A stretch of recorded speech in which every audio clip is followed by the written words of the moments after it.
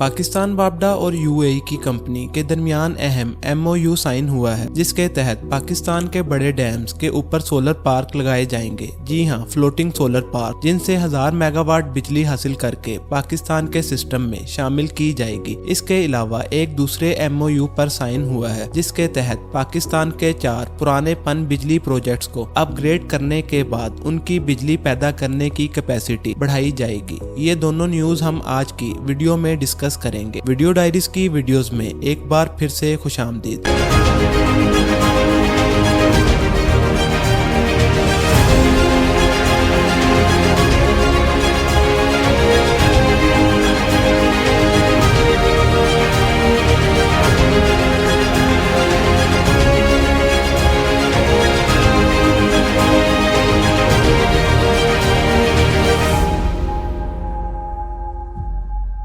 UAE का एक group है जिसके प्रेसिडेंट हैं शेख अहमद दलमूक अल मखतूम। उन्होंने वापडा के साथ एक एमओयू साइन किया, जिसके तहत मंगला और तरबेला डैम्स के ऊपर मजमूई तौर पर 1000 मेगावाट के सोलर पैनल्स के पार्क्स लगेंगे। ये ऐसे सोलर पैनल्स होते हैं जो पानी के ऊपर फ्लोट कर रहे होते हैं। इनका फायदा ये होता है कि गवर्नमेंट को कोई न्यू लैंड नहीं परचेज करना पड़ता और नया ट्रांसमिशन लाइन नेटवर्क नहीं बिछाना पड़ता और ना ही न्यू ग्रिड स्टेशन बनाने पड़ते हैं। बहुत से न्यू एक्सपेंस नहीं होते क्योंकि थोड़ी कॉस्ट में ज्यादा काम हो जाता है। ये प्रोजेक्ट 2021 से जेरे बहस था, लेकिन इसका एमओयू अब साइन हुआ है। इसके बाद इसको प्रॉपर एग्रीमेंट में कन्वर्ट करने के बाद एग्जीक्यूट किया जाएगा। उम्मीद यही है कि नेक्स्ट ईयर इस प्रोजेक्ट पर प्रॉपरली काम का आगाज हो जाएगा। गवर्नमेंट का प्लान तो ये था कि मंगला, तरबेला, गाजी, बरोथा, इसके बाद जो पाकिस्तान के बड़े बराजीज हैं उनके ऊपर भी इस तरह के फ्लोटिंग पार्क्स लगे, जिनके जरिए हमें कोस्ट सेविंग हो, इस इंफ्रास्ट्रक्चर की मेंटेनेंस कम करनी पड़े और एक सस्ता जरिया बिजली बनाने का हासिल हो सके। अब जो पन बिजली प्रोजेक्ट्स हैं वहां से तो गर्मियों में फुल पोटेंशियल के ऊपर बिजली हासिल हो रही होती है, लेकिन जिन मौसमों में पानी कम होता है, खज़ां, बहार और सर्दियों के, वहां बिजली की पैदावार कम हो जाती है। तो उस दौरान सोलर पैनल से बिजली पैदा करके उस सिस्टम को यूटिलाइज किया जा सकता है और अरबों रुपए के इंफ्रास्ट्रक्चर बिछाने से भी जान बच सकती है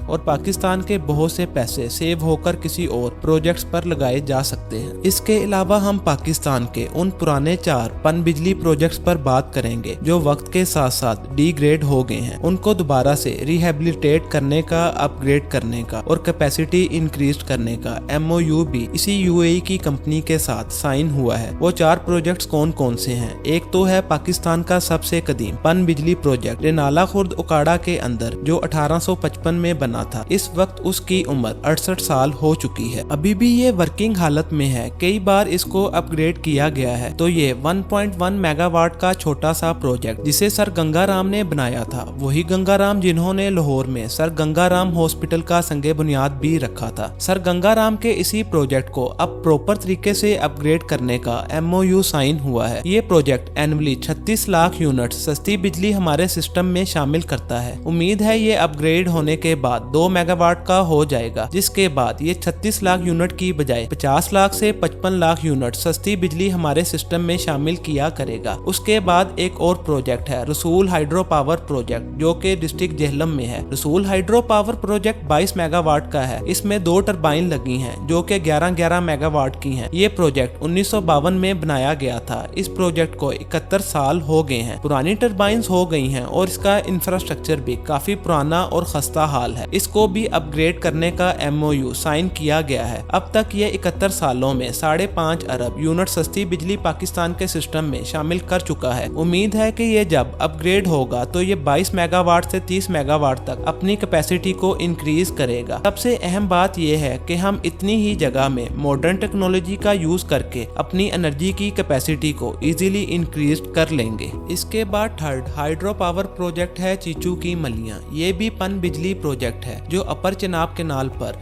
डिस्ट्रिक्ट शेखोपुरा में है। ये प्रोजेक्ट 13.2 मेगावाट बिजली पैदा करता है। 1959 का ये कमीशन हुआ है। 64 साल इसकी उम्र हो चुकी है। इसकी पुरानी टरबाइंस हैं। सालाना 2.25 करोड़ यूनिट सस्ती बिजली ये पाकिस्तान के एनर्जी सिस्टम में शामिल करता है। तो प्लान ये है कि इसकी टरबाइंस को अपग्रेड किया जाएगा और इसकी कैपेसिटी को 13.2 मेगावाट से बढ़ाकर 20 मेगावाट तक किया जाएगा। उसके बाद बारी आती है चौथे पन बिजली प्रोजेक्ट की, जो के नंदीपुर डिस्ट्रिक्ट गुजरांवाला में है। ये भी 1963 का बना हुआ प्रोजेक्ट है। 13.8 मेगावाट इससे बिजली पैदा होती है और ये अपर चनाब कैनाल पर लगा हुआ है। आगे चल के आपको बताते हैं कि पाकिस्तान की कैनाल्स, रिवर्स और बैराजेस के ऊपर रन ऑफ रिवर प्रोजेक्ट से कितनी बिजली पैदा हो सकती है। फिलहाल इस प्रोजेक्ट को डिस्कस करें तो इसको भी अपग्रेड करने का MOU साइन हो चुका है, जिससे इसकी कैपेसिटी भी 20 मेगावाट हो जाएगी और इससे सालाना हमें 5 करोड़ यूनिट सस्ती बिजली हासिल हो सकेगी। अब लास्ट में आपको बताते हैं कि पंजाब में जितनी नहरें हैं, जितने बैराजेस हैं, जितनी भी इरिगेशन नेटवर्क्स हैं, उनसे 1000 मेगावाट बिजली पैदा की जा सकती है। पंजाब में कोई बहुत ज्यादा डैम साइट्स नहीं है। एक डैम साइट पंजाब में जरूर है, वो है सावा डैम, जो कि थोड़ी कॉम्प्लिकेटेड है। उसके लिए गवर्नमेंट को बहुत मेहनत दरकार है। पंजाब में डैम साइट कम है, लेकिन रन ऑफ रिवर यानी चलने वाले पानी के जो रास्ते हैं उन पर थोड़ी डाइवर्जन के साथ छोटे, दरमियाने और बड़े पन बिजली के प्रोजेक्ट्स लगाए जा सकते हैं और मजीद 1000 मेगावाट बिजली वहां से पैदा हो सकती है और ये बिजली इंतहाई सस्ती होगी। अगर पाकिस्तान में इन्वेस्टमेंट का कोई सोर्स बन जाता है तो यकीन कीजिए इन प्रोजेक्ट से कंपनीज को भी काफी मुनाफा हो सकता है और ये प्रोजेक्ट पाकिस्तान के एनर्जी क्राइसिस को भी खत्म कर सकते हैं और पाकिस्तान में सस्ती बिजली पैदा करने के सस्ते जराए बढ़ सकते हैं। पाकिस्तान इस वक्त अपने हाइड्रो पावर प्रोजेक्ट पर तेजी से काम कर रहा है, जिनमें द्यामिर भाषा डैम,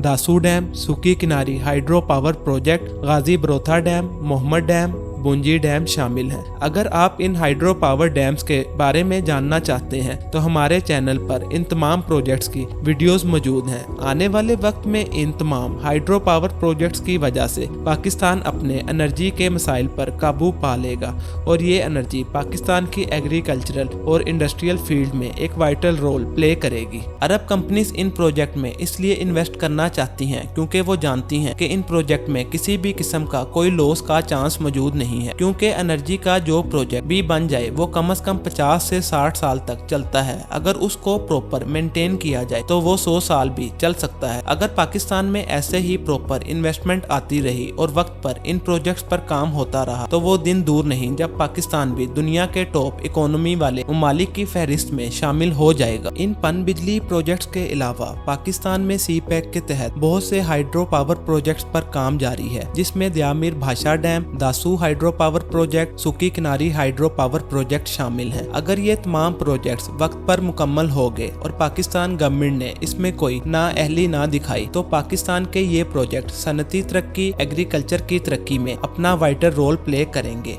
आपको क्या लगता है कि पाकिस्तान अपने एनर्जी प्रोजेक्ट को मुकम्मल करके एनर्जी क्राइसिस से जान छुड़वा सकता है या नहीं? अपनी कीमती राय का इजहार कमेंट बॉक्स में लाजमी कीजिएगा। तो मिलते हैं एक नेक्स्ट वीडियो में एक न्यू प्रोजेक्ट के साथ। तो नाजरीन, अगर आप मजीद ऐसी इंटरेस्टिंग और इंफॉर्मेटिव वीडियोस देखना चाहते हैं तो हमारी इस वीडियो को लाइक और चैनल को सब्सक्राइब करना मत भूलिएगा।